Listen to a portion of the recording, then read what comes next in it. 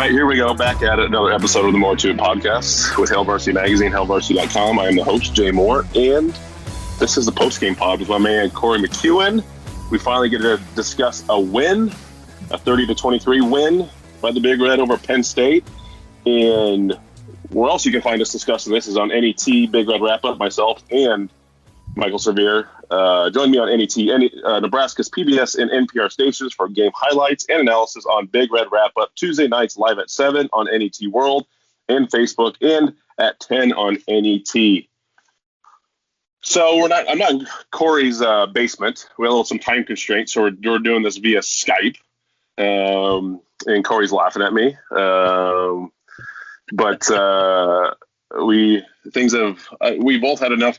Corey had enough cocktails. I don't have one in front of me right now. We're getting a little older to mature, I guess. But we finally get to discuss a win. Huh? How about that one yesterday? Oh, do you feel 50 pounds lighter? I feel like 50 pounds have been lifted off my shoulders. I feel 50 times happier. And don't get me wrong, it was an ugly game, but I am so happy I don't even care. We talked about when it was ugly. That second half was very ugly. I don't care. We've got a W against a quality program, against a great coach. A win over Penn State is a win over Penn State. I don't care how you crack it. Big time weight off the shoulders, feeling great. James, how are you feeling? I'm okay. I'm good. Listen, for a team and a program that's learning how to win, they won. And I'm not going to nitpick this one. There's obviously things we're going to get into. I think offensively, they still have some interesting issues, even though they switched it up at the QB position. But I'm not going to nitpick it. I mean, again, defense plays really well. Offense takes care of some opportunities. And you beat. Listen, Penn State's in a rut right now. They are extremely, extremely talented football team. They have they just can't. They're off right now. They're off. When you lose Journey Brown, you lose Micah Parsons. They have their own QB issues of their own. Clifford was pulled out. So they have their own issues to work on as well. But Nebraska found a way to win this one, only scoring 3 points in the second half when you're up 27-6 at half. So So I mean, not going to nitpick. But we got to nitpick a little bit. That's what post-game pods are. I'm going to nitpick, Jay. Well, I guess we have to. We're in a post-game pod. Hey, we got to find something to talk about for 45 minutes to an hour here. Let's just get into it then. Let's get into the offense. Right off the get-go, Luke McCaffrey starts. I thought this was the way it was going to go. Did you have that same feeling heading to this one? We did, and you kind of looked at how much more of a pace he brings to the game. You brought that up last week, and you saw it. I mean, these guys were getting up, getting ready, moving the ball. I thought there was a lot more flow. We did see the lack in downfield opportunities. That first throw on the rollout, getting him out of the pocket, good idea there. But he throws into essentially a triple coverage. We get lucky with a great catch. We didn't see the downfield threat, but we didn't really need it. I mean, apart from taking off the gas in the second half, the offense looked okay. I mean, the stats don't look that great, but they didn't make a ton of mistakes that are going to cost you the game. But only 17 first downs, Jay, that's not very good. 4 for 12 on third down efficiency. That's the big one we talked about that we need to get better at. And we didn't even have 300 yards of total offense. That's a little bit alarming. But when your defense creates opportunities for you and you capitalize, you're going to win ball games. I mean, that's just the gist of it. You get a defensive score, your touchdown. Nebraska only had 60 plays to 91 Penn State. Nebraska was outgained by 200 deep into territory. So Nebraska played with a very short field most of the game. And it just is what it is. So not surprised by McCaffrey. Loved the way he operated. I think the O-line has some issues. I think we need to get in that one a little bit. But overall, pretty happy with the way he played. I think he's raw, but he is able to do things just at a quicker pace. And I think this is what this offense needs. It needs a little kick step. It needs a little fire starter, and you got it. And how would you, put yourself in Adrian's shoes right now. What you're coming in a 3-year starter. Last year you were Heisman finalist. Now, third game of the season of this crazy year, you didn't play one snap. I thought he would get some plays. I really did. I mean, he essentially got benched, Jay. I mean, he's benched, especially with McCaffrey coming out and playing pretty well and getting the W. Adrian might be done with his career at Nebraska, which it's hard to believe that sentence is coming out of my mouth after 2 pretty competitive years in which he showed a lot of bright spots. But right now, you got someone nipping at your heels that's talented and just won your first game of the season. So it's going to be difficult to even look at going back to Adrian, especially if McCaffrey really starts to excel downfield in practice. But there was just more, it seemed like more of a threat, more of an opportunity to make a play, to get those 3rd and 3s, those 2nd and 7 and 9s with him in the ball game. And he didn't really do that much. That's what's crazy. At 67 yards carrying, he only had 152 yards passing. That's not good. But he managed the game so much better that I think he's earned that starting spot. What do you think?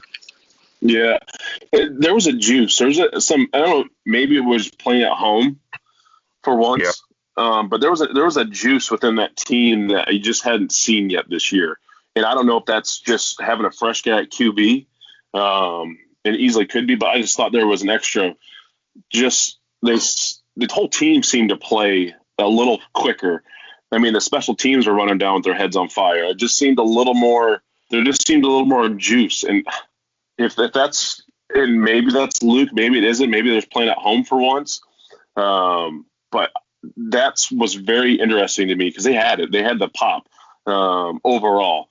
And listen, you won a football game. You won a game when you've struggled. You've struggled to win games and close games, and they got it done. So until this team begins to struggle again, and they're coming next week, they're playing a not very good Illinois team. I mean, they're already a 14-point favorite against Illinois. It's going to be interesting to see what's going to happen with Adrian.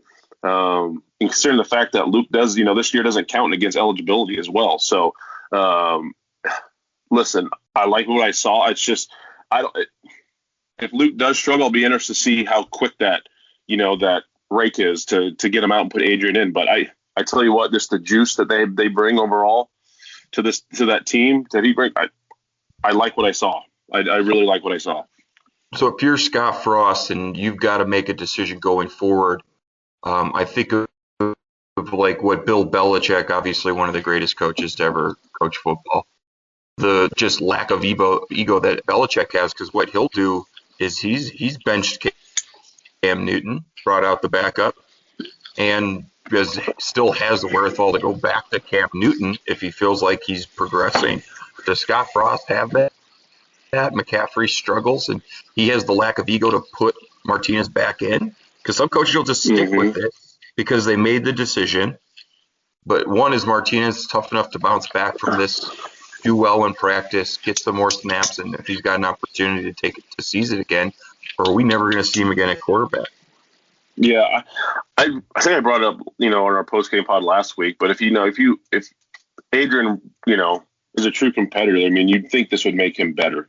It really would. But, and again, is he just going to get another opportunity? Is Luke that competitor where he knows now he's got the reins and he doesn't want to give it up? And it's a great it's going to be how this plays out is going to be interesting, because now looking down the schedule, Nebraska can win every football game they play the rest of the season. They definitely can. Iowa's gotten a lot better. Purdue is a solid team, but we got Illinois and Minnesota still yet. And those games are obviously winnable. And again, don't want to get ahead of the too far ahead, but I mean, you can build off of this. You can finally get some confidence going, and you can build off of this, all this work, all these extra practices you've done and gone through the grind of the day in and day out, not knowing if you're playing or not. You finally got some sort of reward, and I can't be more than, I'm stoked for the whole team. So one position I was kind of high on, and I get a lot of people, texting about the game. Is it me, or is because they did some good things offensively, but are they missing some? I don't know. I can't put my finger on it because it doesn't. When I watch this team play, and the reason I think they have a lack of deep threat is teams aren't blitzing very much. The teams don't blitz Nebraska. They rush four guys and kind of sit back there, and they're getting home a lot with four guys, especially in the second half with Penn State. Yeah, I mean that just goes to the physicalness of Penn State, and their defense could get after us, and they've got talented players. I thought that second half we would come out with some of the same creativity, same play calling that we saw in the first half that jumped us out to that huge lead, and that was a big letdown. The really good teams, the Alabamas of the world, the Clemsons of the world, they come out and they put you down quick in the second half. They don't give you a shred of hope that you're ever going to be inside this game or back in this game. Then they put you down quick. We got to have that murder mentality where we come out in the second half, whether you're scheming a way to play to keep them off balance all the way through the game. Because that was too close for comfort in the second half, Jay. That's not a complete team. And after you watch the first half, you go, man, the defense is complementing the offense really well, getting the ball, getting turnovers, big-time plays. And the offense isn't, kind of shitting it down their leg on the goal line like we saw the week before. Put it together. Do that in the second half and really close out a game and put teams away. And then, get some reps to the younger guys, get some rest. Man, you got to take advantage of that lead. Letting them come back in that game, it's too stressful for me. I know that. Well, we were talking about the old line, but kind of like getting back, I had this thought, and I have this written down too, with the second half issues. Is Nebraska, so they made the switch at QB, and this kind of came to my head, and I want to bounce this off of you. Does Nebraska have a QB issue, or do they have kind of a let your nuts hang, get after it in the second half issue? Because you've seen Nebraska do some good things against Northwestern in the second half, or in the first half have the lead, but in the second half they can't do much. Northwestern's a good team, but are they playing not to lose in the second half when they do get these leads? You saw it last year against Colorado, and this might not just be a QB issue. This might just be a play calling trust issue that Frost and he has with his offensive guys. And that might portray as a bad look on the QB, but is this kind of a play calling issue? Well, I don't know what kind of.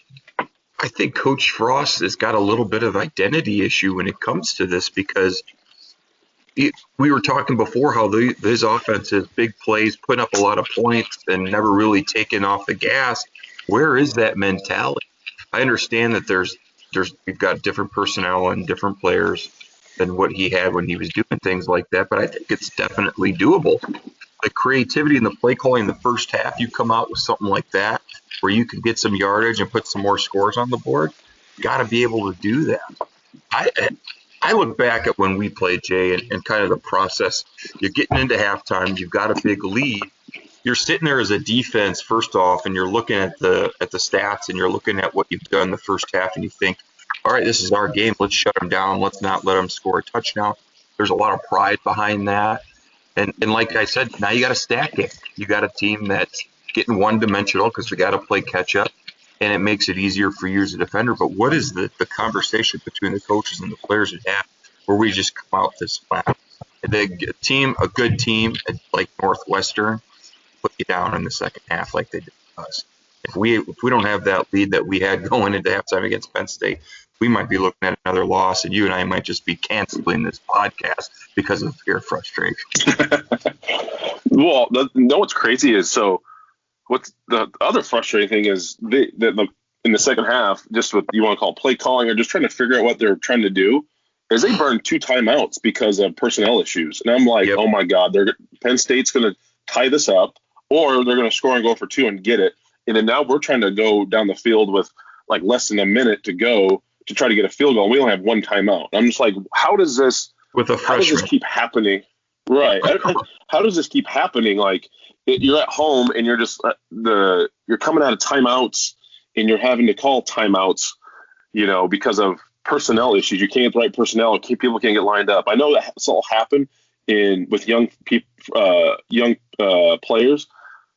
But this is becoming a little too consistent. I don't know if it's what kind of issue it is. Jay. I really think that when we're not, I need to see that communication come out in the second half. Do you just game plan a completely new game plan? Do you go with what's working? Defensively, you look at their top plays and what they're trying to do, and you've got an antidote for that, but you don't really switch the game plan too much up at halftime. But they should have to clean it up a little bit offensively. Come out with something new, something you haven't seen. Or if you got some plays that are gashing and winning, keep running them. Just keep going with what's working. But I really think if we've got a tight ball game, we come into that second half and it's just no good. I think we go down with a loss and just ugly second half. Yeah. I thought when they got going, I'm like, we're not doing much offensively. I mean, we throw the pick, Luke throws a pick, and then one time he throws it over the middle on a 3rd and 3 and throws it into traffic. I'm like, oh my God, what are we doing here? Here we go. Right. What do you think about Wandale getting a bunch of touches at running back? You think that offense works better with him at running back than receiver? No. And the only reason I like that we were getting touches to our playmakers, which he certainly is, but there's other ways to do that. We're not wasting him in the backfield because we do need him at wide receiver. And then the other problem is, I mean, you only end up giving Mills 3 carries, so you're just giving him the carries. You're really not getting that much more production. He had 16 carries for 60 yards. I think last week Mills had 19 carries and was averaging right around 3.8. So you're not giving it to a guy that's creating more production running the ball. I think you're more or less taking out a playmaker from where you need it. I'm all for him getting carries, catches any way possible. But when you're just replacing Mills' carries, I don't see how it's a fit to you. Yeah. No, I mean, 4 guys got carries. Wandale got carries, Marvin Scott, Dedrick Mills, Ronald Thompson. He only got 1 after being out against Northwestern. So I think he provides an interesting dynamic from the backfield. You can do a little. You get him involved a little in the screen game if possible, but I just don't think he's big enough. If your O-line is struggling a little bit, like he goes down on first contact quite a bit. He's just able to fight and get that tough extra 2-3 yards that Dedrick or Marvin Scott can get. So it's an interesting concept. I mean, I get it. He's one of your best offensive players. You're trying to get him touches and get him some production. But if he's tough. I mean, he almost got loose a couple times. If you're trying to get him in it's tough because here I view him as a true home run threat. And if he gets a clean hole, he could be gone. Whereas like Dedrick or Marvin Scott may not be the issue, but there just hasn't been that this year. So you need to have a guy, I think, that gets a tough 4 yards and can do it again and again and again. And he's a smaller body. I just a little concerned about getting him, beat up a little too much. Yeah, and if you're getting into him the ball on the perimeter in some ways, that's going to kind of ease that a little bit, get him towards the sideline. But you target him 5 times in the passing games for only 11 yards, so you're really just taking him out of where you need him the most. McCaffrey, 13 rushes. That's kind of the balance that we wanted to see that you and I discussed. I mean, Robinson, 16 for 60. If you're going to move him back there, he's got to be more dynamic. He's got to catch the ball more. I don't know. I don't like that. Scott got some good carries. And then we had nothing for really receiving. Betts had some catches. Allen had some catches. Warner drops a touchdown pass, which really, I mean, I thought, well, that could be a big turning point in the game. Didn't end up hurting us that much, but type of plays you got to make, right? Yeah, you got to. If you're going to be playing, I mean, if he's a guy that you're leaning on to play, you got to make those catches. I mean, that has to be brought in. I mean, that you get that one because that now becomes you get field goals. That was after I think the interception. So it goes up 10-0, but they overcame it. Yeah, Betts. I mean, the young guys again. Nebraska's playing a ton of young players. I mean, that one catch Betts has that goes for 45. I mean, that was almost like a handoff, but that was impressive for a big, long kind of receiver, and he had some get up like that. He ran that play a lot at Bell West for 4 years, but man, you're like, whoa, ooh, that was a little different. That looked crisp. I mean, That's the kind of play calling you want to see. Low risk. If he drops it, it's an incomplete pass. And then the high side, he gets a huge run and a score. I mean, that's exactly what you want. So that's the kind of creativity and the kind of play calling we thought when we were getting Scott Frost. And we saw it. A lot of fake screens into real screens, a lot of play action, stuff to make McCaffrey more comfortable in this game. Where's that been? And then again, we lose it in the second half. We get amnesia. So I don't know how that So interesting is, you look at Nebraska against total plays. They rush it 39 times. They only throw it 21 times. Again, Nebraska's been really balanced for most of the year, almost 50-50. Again, you only get 60 plays. This one is, they tried to get the run game going in the second half. They did. I mean, that was a little bit too safe. I mean, they tried to. They let Penn State get back in this one. Overall, obviously, offensively, they still have some issues. They have some second half issues going on, and whether it's a QB thing, I think it's a little bit of everything. It's a QB thing. It's an O-line thing. It's no exact threat, and you just can't get a good run game going. This offense will continue to struggle a little bit if you can't get a good consistent run game and a decent threat at wide receiver. Let's switch over now defensively to now we talked about it's not about points, or excuse me, it's not about yards, it's points. So Nebraska gives up 501 total yards. They're out there for 91 plays. That is a ton of plays. That is a lot. We were a part of a few of those. That is a ton of plays. But they create turnovers. They get, Deontay Williams gets a sack. Forced fumble takes it back.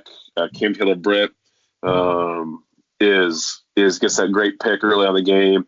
But here you go. Here's the most important thing. And you know what, Nebraska, we talked about, we beat them up last week in the red zone. Nebraska was 4 of 4 for getting points in the red zone, so I'll give them that.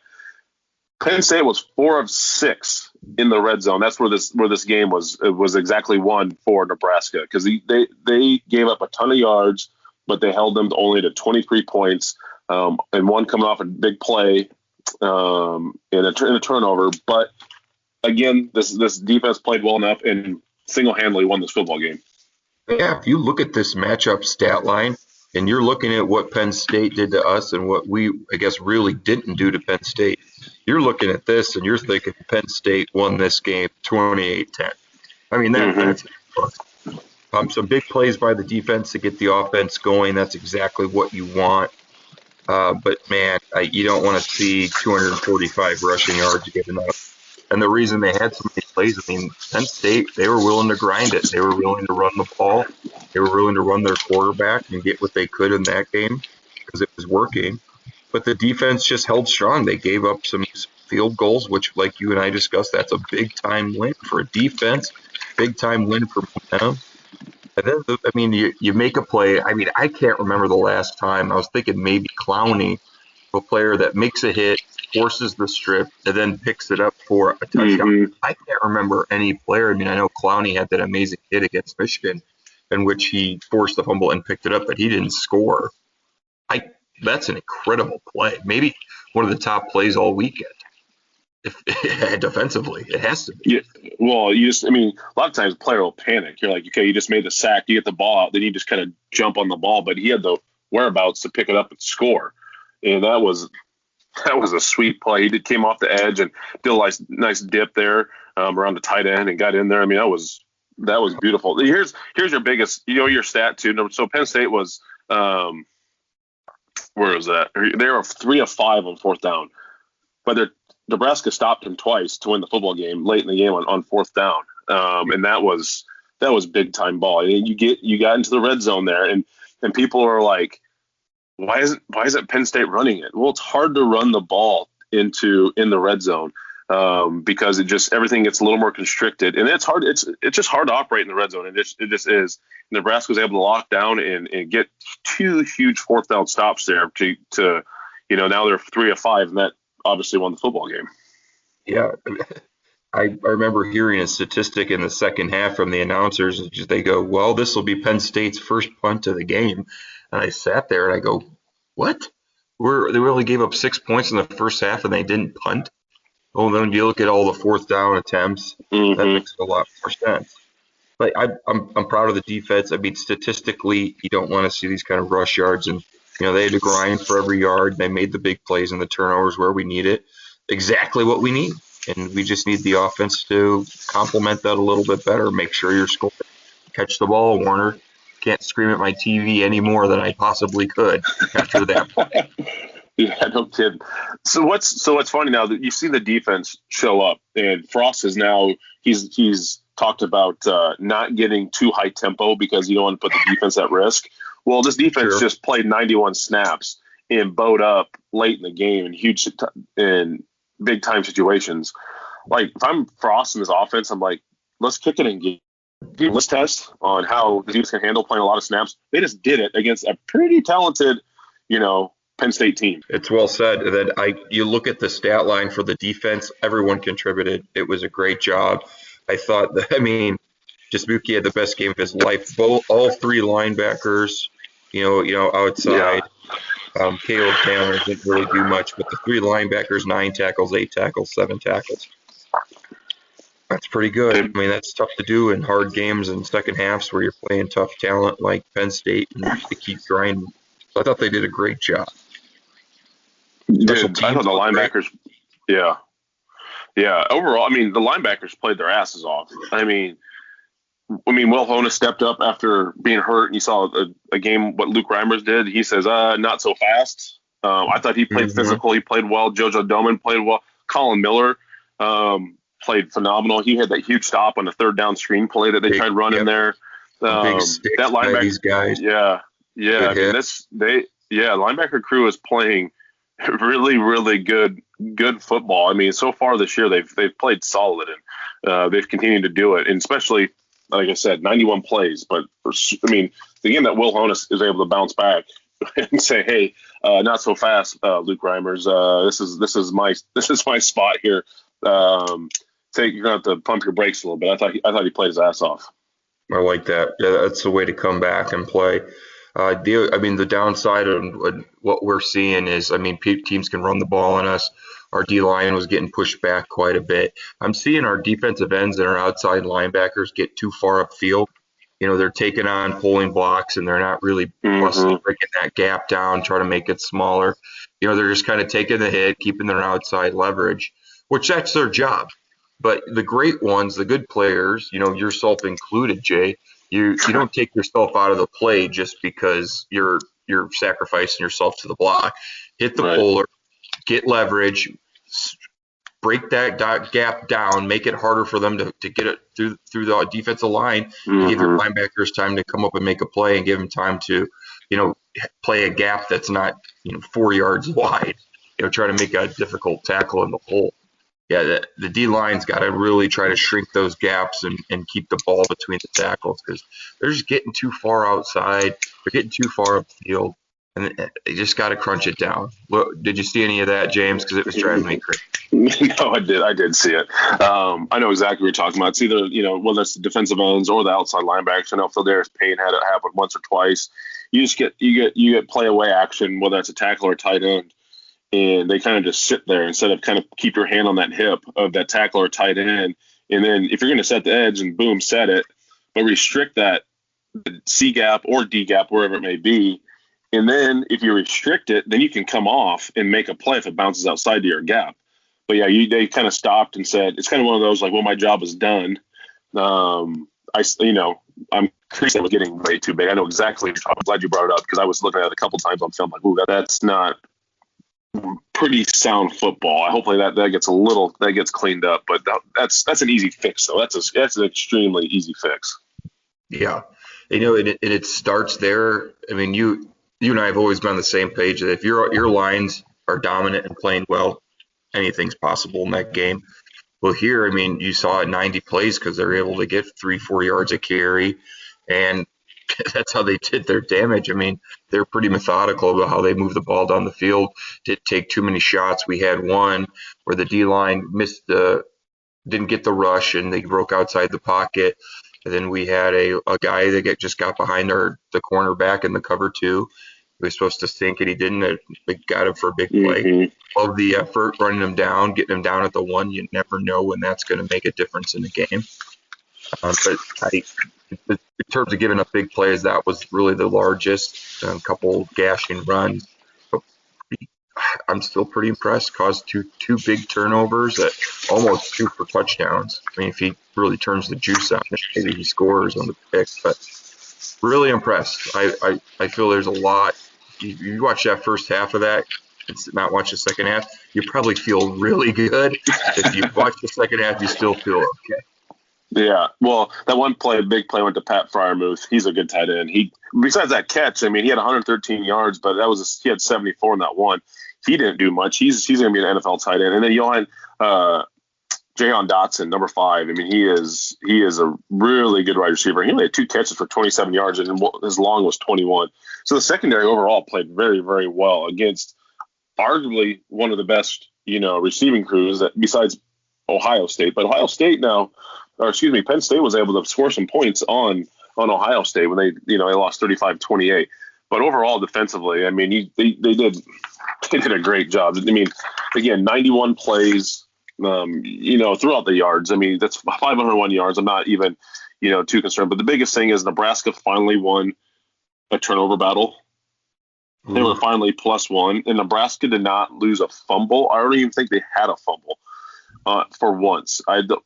That's been a long time to where Nebraska, they didn't even have a fumble. Okay, that is a lot. I can't remember the last time that's happened. But overall, Nebraska's plus in the turnover category. Anytime you're plus in the turnover category, it's hard to lose football games. And the defense did their job, first and foremost. So you're coming off this game. How do you coach being able to come into the second half and finish off games? How does Frost address that? Because that is glaringly the number one thing on this team that we've seen. Northwestern game, Ohio State game too, and now we got another problem in the second half against Penn State. And you've got a chance to correct stuff, Jay, because you got a weaker team coming in. This is a chance to get better, a chance for an easy W, work on some stuff. What do you do during this week to do that? You almost got to, offensively is, they come out, Nebraska comes out, their first play drives offensively are always pretty good because they're probably scripted. You always script your first 15. A lot of teams do that. Offenses do that. I also think you could potentially do that for the second half offensively. Script, what worked, put that together. You can do that. You have 20 minutes. You can put that together rather quickly for what you want to do offensively. You're always doing it during the first half anyway. You're circling on those big play call sheets. You're circling what's working. You're Xing out what's not. And those coaches and the really good old coordinators of the world, they're thinking of that second half game plan while they're working the first half game plan. Mm-hmm. No, you're totally right. I don't know how they script their practices, and it's hard. I think my senior year, your junior year, we struggled to come out in the third quarter. I think we always came out a little flat. It's tough. You get in some good momentum, and that's kind of done by half, and then you got to get back up and get it ramped up and get it going again. It's tough. But I always wondered if you can schedule and script your practices for that. Get out there, go, have a little break. And then you got okay, now we got to go again. Can you somehow? I mean, that'd be the only way I could think about trying to make it better is practicing for it. I mean, I don't know if you're giving yourself 20 minutes off, but hey, we're gonna have a 10-minute, break here. We're gonna go over. You're gonna get a Gatorade in a bar, and we're just gonna you're gonna give it to coaches, and we're just gonna chat about the first half of practice, and then boom, we're coming back out, and guess what? It's blitz period. And it's good on good, or it's 9 on 7, good on good. It's, whatever it is, it's a good on good session. And even during the regular game week, and then it's okay, we're going to do, because even when we played, I mean, you still, even scout team, we were getting your scout team work, you still always did good on good sessions during the week just to keep you sharp. So if Nebraska can kind of come out and just, there's a 10-minute break, boom, now we're going to have a good on good 9 on 7, boom, we're going to have a good on good one-on-ones, blitz pickup period. Yes. Or something just to get it back going. Cause you can get lulled to sleep a little bit when you're doing scout team work. It can become a little monotonous because sometimes you don't get the best of looks, and I don't know. I don't know what they're doing, but to me, that's how I would, if they're not doing it, I'm sure, like you said, they already are scripting your second half plays for that first drive, and I'm about 99% sure they are. But start scheduling your practices and organizing your practices to try to emulate a game a little better, because obviously that's a huge issue for them. This, and maybe the biggest issue is second half play for this team this year. I think of the process, what you did. You came in, you sat down at halftime, you kicked your feet up, took your spikes off. Some people took their pads off. You got hydrated. You had a snack. And then really what the coaches do is they come in, they chat amongst themselves, and then they ask us, what's working, what are you seeing, what do we need to change? And then they kind of talk through what they're seeing. And there's some back and forth, some give and take when it comes to setting up the second half. And I think that's the input of the players that the good coaches will take. For you're seeing a lot of split zones, some stuff that we didn't game plan for. But then you talk about the stuff you did game plan for. Because the tendencies that a lot of these offensive coordinators and these offenses have, Jay, is when things start going the right way, they fall back, and we do the same damn thing. Fall back on what you think is your strengths and what you work on and the plays that work consistently. And then when those aren't working, then you've got nothing. So you need to come out and script some creativity in the second half. I mean, I wouldn't mind, really turning up the heat, blitzing more defensively, maybe taking a few more shots offensively and putting it away in the third quarter. I've always been a component of step on their throats when they can't breathe. It's a hardcore game, and that's the way you got to play it, to really take these games into your own hands. It really felt like it wasn't in our hands halfway through that second half. And that mentality will change you on the field very quick. Have they even taken – can you remember? Have they even taken a shot? I think they don't take them – other than the Martinez interception he threw last week at Northwestern, the end zone. Like, I can't even think of a play they've thrown that went over like a pass over 30 yards. No, McCaffrey didn't. We had one, the rollout with the tight end that we completed. That was about 15 to 20. So that one isn't even big play. We qualify, 20 yards or more. So right. that you've got to do it. Even if you're just tossing the ball up in a corner route or a go route, just to let teams know that you can throw the ball down the field, or they'll just suck their safeties up, another safety in the box, and then say, well, our players are better than yours. We're going to go man-to-man coverage and see what you can do. And if we don't have anyone that can get open, that could spell a lot of trouble. Right. The biggest thing, too, is concerning, and again, through 3 games, I mean, defense has played well enough for this team to have 2 wins. I mean, they weren't beating Ohio State. But look and receive, I'm just looking at the stats right now. I mean, you have Betts, and again, he had the other catch, but he had that big handoff that counts as a pass. We had Austin Allen, Levi Falk, Marvin Scott, Cade Warner, and Wandale Robinson. You don't have Marcus Fleming getting the catch, who had a bunch against Northwestern last week. Omar Manning, I don't even think was dressed. Yeah, I mean, so that's just concerning, the inconsistency. Now we've seen Betts for 2 weeks in a row. That's great. But that's a little concerning that we just can't get the consistency from your young guys. Alante Brown, you see him in there on kickoff returns and stuff. You see him in there. He just has, I don't know if he got any targets. But I know it's tough when, also like Luke McCaffrey had 4 guys like in his face rather quickly in the second half. But the inconsistency, too, is a wide receiver. It's like people aren't consistent enough. I mean, it's just your young guys you got to start practicing right, doing things right, because you got to get some production out of this crew. Otherwise, this offense is going to continue to, shoot itself in the foot. Well, and Jay, when you've got a talented defense or you're dealing with a tough D line or a good front seven, there are things you could do to keep those guys off balance. And again, that's back to coaching. You're dealing with different type of snap count, a lot of motion, a lot of formation shifting. There's a lot of things that you could do to help keep them a little bit off balance and playing a little bit slower. Because there was nothing easier than, okay, 3rd and 8, we know it's going to be a pass because they passed it 100 times percentage-wise last time they were in 3rd long. That makes the game so much easier. But we got to do stuff like that. We got to get people out of the box. We got to throw the ball downfield. Play action would be very handy with the way we're running the ball and with our quarterback keepers. There's a lot of things you can do and roll out with McCaffrey. Be more of a threat. You got to be – defenses need to know you can score on them at any point in any way. Even if you can't. Right. So. Well, my man, God, I think we've hit everything. I mean, it's honestly weird. That's our first win we got to talk about this year. I don't, overall, I mean, defensively, they're doing well. Offensively, they got to figure out some second half issues, scoring, play calling wise. But hopefully they don't. You got a team with Illinois. They just got their first win of the season, beating Rutgers at Rutgers on, I think, a last-second field goal. Yep. Don't regress. That's big. We cannot regress. And I did not have a chance to record my pregame pod this week on Penn State. I had a little microphone issue. I could not, waiting on a new one. Actually just got here. But God, I'm superstitious. I don't know if I should do a pregame pod this week either. And we won. It's all been on you this whole time? Right. I knew it. Right. Well, no one's listening to my pregame pods anyways, but Sure I do. Maybe we'll see. I'll try to get one knocked out this week. And let's be honest, it was Masters week. We are recording this on Masters Sunday, so I was a little preoccupied watching golf for early today.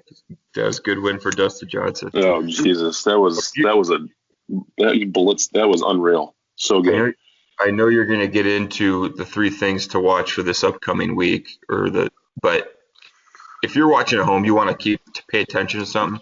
Watch our play calling on second and long. That will be revised off of what we do on first down. So if we're taking more shots on first down, we're trying to get more big plays. Look to see what we do in second and long. So I'm getting real sick of the second and long handoff to the running back and get 2 and 3 yards. We need to be more. And then defensively, watch your D-line. Let's see if they're shrinking down those gaps. Let's see if they're getting after the quarterback. One thing we didn't talk about is we were blitzing, Jay. We got after the quarterback. I mean, there was pressure in the quarterback's face. Our DBs were able to cover without a lot of extra help. That's very good. I mean, ideally, you would like your 4-down rushers to be able to get there without blitzing. Those are where the really good teams are. And then you can stay back in coverage. But when we blitz, we were effective. So I'd like to see more of a blitz package come out from the defense this week. Yeah, those are all great points. You want to do the pregame pod next week, maybe? You just want to do it yourself? There we go. Skype me up again, dog. Maybe we just got to get together for these pregame pods, quick ones, Yeah, maybe we just got to do that. That sounds way better than me yapping for 15 minutes by myself. We always need a golf course live while I'm going 300. We just need a midweek, a midweek cocktail too, Yeah. Maybe we should do 3 or 4 pods a week then, Jay. Oh man, you're so right. Okay, well that's it, boys. That's we're out. Thanks for listening. Finally gonna talk. Be sure to catch myself and Michael Zabir on AT. Big Red Wrap Up. This is Tuesday, 7:00, and Corey and I will be back next week. A Huda Media Production.